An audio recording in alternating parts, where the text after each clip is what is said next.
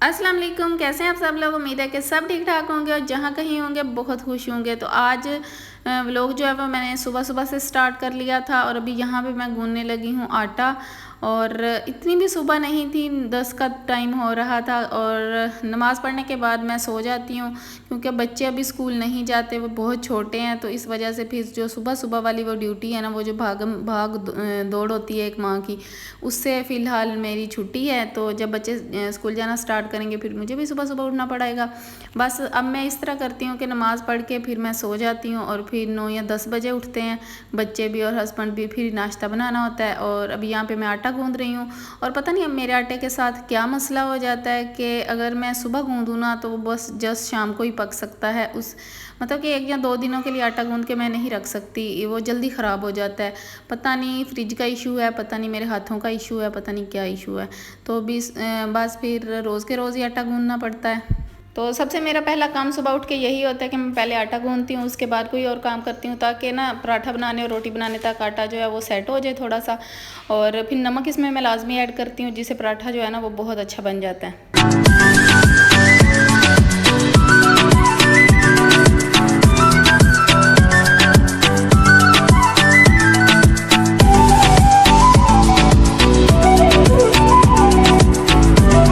आटा वगैरह सारा मैंने गूंद के रख लिया था और अभी मैं जो है ना वो ये मलाई इकट्ठी की हुई थी और मैं इसको सोच रही थी कि इसको जाग लगा के फिर इसका ना मक्खन बनाऊंगी। लेकिन हस्बैंड ने और बच्चों ने भी फरमाइश कर दी कि हमें तो चूरी खानी है। तो फिर जल्दी से मैंने ऐसे किया कि इसको मलाई को मैंने निकाला और थोड़ा सा इसको मेल्ट किया, थोड़ी देर रख दिया था। फिर उसके बाद इसको मैंने जग में ट्रांसफ़र करके तो फिर इसको अभी मैं थोड़ा सा शेक कर लूँगी, जिसके बाद बहुत अच्छा सा मक्खन बन जाता है।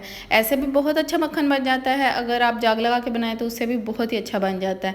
तो चूँकि बच्चों को चूरी पसंद है तो इसलिए फिर मैंने सोचा कि चलो जल्दी मैं यही काम कर लेती हूँ। और लाइट भी जाने वाली थी तो इसलिए जल्दी जल्दी मैं ये सारा काम ख़त्म कर रही थी कि लाइट जाने तक चलो मक्खन तो बन जाए। रोटी जो है तो वो लाइट जब चली जाए तब भी बन जाती है।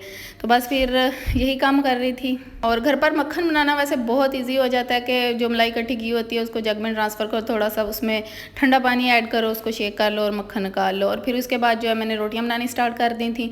और यहाँ पे रोटी जो है मैंने सूखी बनाई थी, मतलब कि पराठा नहीं बनाया था क्योंकि मैंने चूरी बनानी थी। तो बस फिर जल्दी जल्दी से, और गैस के हाल आप देख लें थोड़ी थोड़ी आ रही है और पता नहीं हमारे हमसायों को क्या तकलीफ़ है, वो जल्दी से ना अक्सर ऐसे ही होता है कि जब मैं रोटी ऊपर डालती हूँ ना वो गैस बंद कर देते हैं। क्योंकि हमारे इस घर में गैस का मीटर नहीं लगा हुआ तो फिर हमसायों से ली हुई है तो वो खूब तंग करते हैं, मतलब जितना तंग कर सकते हैं ना वो करते हैं। और सुबह सुबह मुझे नाश्ता बनाने की जल्दी इसलिए भी नहीं होती कि हस्बैंड जो हैं वो भी आराम से ही जाते हैं, उनकी जॉब ही ऐसी है। तो बच्चे भी स्कूल नहीं जाते तो मैं फिर जब गैस का प्रेशर आ रहा हो ना तो फिर ही नाश्ता बनाती हूँ। और फिर साथ साथ मैं चाय भी बना रही थी। और मैं कभी कभी सोचती हूँ ज़िंदगी में चाय ना होती तो पता नहीं क्या होता, क्योंकि चाय की इतनी आदत हो गई है, नाश्ते में चाय लाजमी होनी चाहिए। और वो लोग मुझसे लाजमी रिलेट करेंगे जिनको चाय की आदत है और वो चाय के बगैर बिल्कुल नहीं रह सकते। भाई मैं तो नहीं रह सकती। और मुझे जब तक चाय ना मिल जाए मुझे ऐसे लगता है कि मैंने कुछ खाया पिया ही नहीं है। तो बस चाय भी साथ साथ चल रही थी और रोटियां भी मैं साथ साथ बना रही थी। टोटल मैंने 4 रोटियां बनाई थी और जो कि बड़े ही मुश्किल से और रो रो के गैस आ रही थी तो इस वजह से फिर कच्ची कच्ची भी रह गई थी, लेकिन चूरी बननी थी तो खैर जुगाड़ लग ही गया।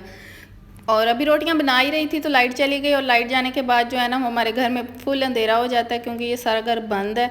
तो इस वजह से फिर मैंने वो क्लिप रिकॉर्ड नहीं की है। और अभी यहाँ पे बच्चों की फरमाइश पे मैं बना रही हूँ टी केक। और टी केक जो है ना वो बच्चों को बहुत ज़्यादा पसंद है और मुझे बार बार कह रहे थे, ख़ासकर मेरा बड़ा बेटा, मम्मा केक बना दो, मम्मा केक बना दो। तो अंडे नहीं थे, फिर मैंने अंडे मंगवाए।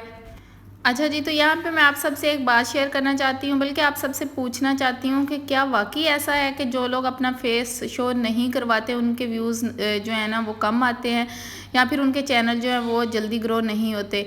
और क्या ये ऐसा है कि जो लोग सामने आते हैं उनके चैनल जो हैं वो जल्दी रिकमेंडेशन में आ जाते हैं और उनकी वीडियोज़ पे व्यूज़ भी ज़्यादा आते हैं?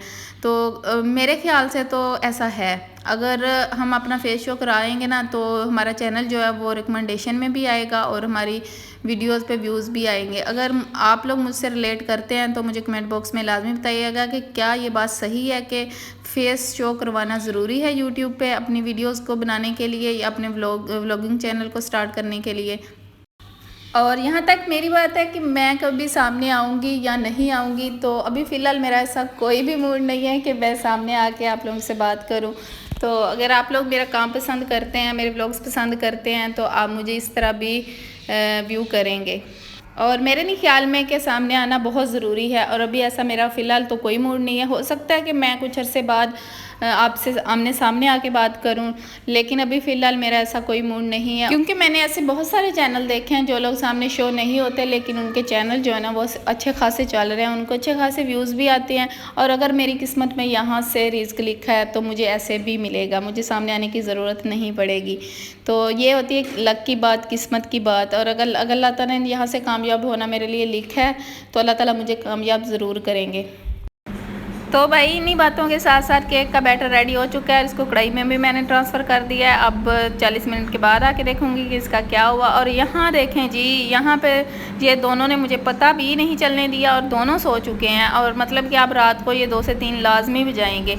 और इन दोनों को मैंने सुबह इसलिए नहीं सोने देती कि ये रात को बहुत देर से सोते हैं और सुबह फिर बहुत देर से उठते हैं, और मैं चाहती हूँ कि ये सुबह जल्दी उठें और रात को जल्दी से। और आज ये दोनों मुझे चकमा दे के सो गए हैं। और गनीम की आज थोड़ी सी मुझे तबीयत भी ठीक नहीं लग रही थी, क्योंकि उसके पाँव पे चोट लगी हुई थी, तो वो बिल्कुल नढाल सा हुआ पड़ा था, रो रो के उसने बुरा हाल कर लिया था। और केक यहाँ पे तकरीबन रेडी हो चुके हैं। और ये मिस है जो हुआ है ना मेरे साथ, वो भी मैं आपको बताती हूँ। हुआ कुछ यूँ कि केक जो है वो नियर टू बेक था और गैस चली गई थी, और मैंने बाद में आके देखा कि कढ़ाई भी ठंडी हो चुकी थी। और मैं तो बस यही लगा के गई थी कि 40 मिनट के बाद ही आके देखूँगी, लेकिन गैस जो है वो पहले चली गई थी। लेकिन नियर टू बेक था, इतना हो गया है कि ये ना खाया जा सके। तो बस ये केक हमारा रेडी हो चुका है। और इधर हमारे एरिया में गैस का जो इशू है ना वो बहुत ज़्यादा हुआ पड़ा है, मतलब कि इतनी कम आती है ना कि रोटी बनाना तो दूर की बात, हम चाय भी नहीं बना सकते। और यहाँ पे अभी रात का टाइम है और मैं करने लगी थी अपनी फेस की क्लेंजिंग, क्योंकि सारा दिन के काम के बाद जो है ना वो रात को ही थोड़ा सा टाइम मिलता है, तो मैं फिर अपनी थोड़ी सी सेल्फ़ केयर भी तो करनी लाजमी होती है ना। बेशक कुछ और करो ना करो, लेकिन दूसरे तीसरे दिन क्लेंजिंग लाजमी करनी चाहिए स्किन की, जिससे स्किन जो है ना वो थोड़ी फ्रेश हो जाती है और जो उस पर डेड स्किन होती है वो उतर जाती है। तो बस आज का व्लॉग इतना सा है। आई होप कि आज का व्लॉग आपको बहुत पसंद आया होगा और आपके लिए काफ़ी इन्फॉर्मेटिव भी रहा होगा। तो अगर आज का व्लॉग आपको पसंद आया तो कमेंट बॉक्स में लाजमी बताइएगा। मिलते हैं नेक्स्ट व्लॉग में, तब तक के लिए अल्लाह हाफिज़।